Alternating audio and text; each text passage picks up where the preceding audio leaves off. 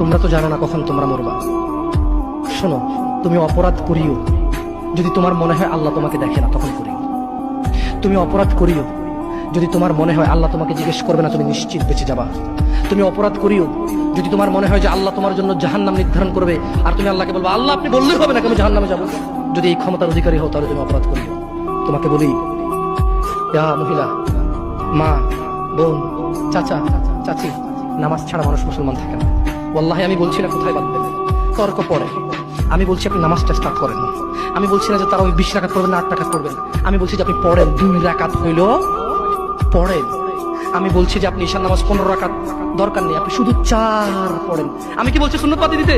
আমি বলছি যে তুমি পড়ছো না, শোনো, ভয় পেও না, ঈশান নামাজ 15 রাকাত তোমার উপরে ফরজ নয়। আমি তোমাকে না করছি না 15 রাকাত পড়তে। আমি বলছি যে তুমি নামাজই পড়ো না, 4 পড়ো।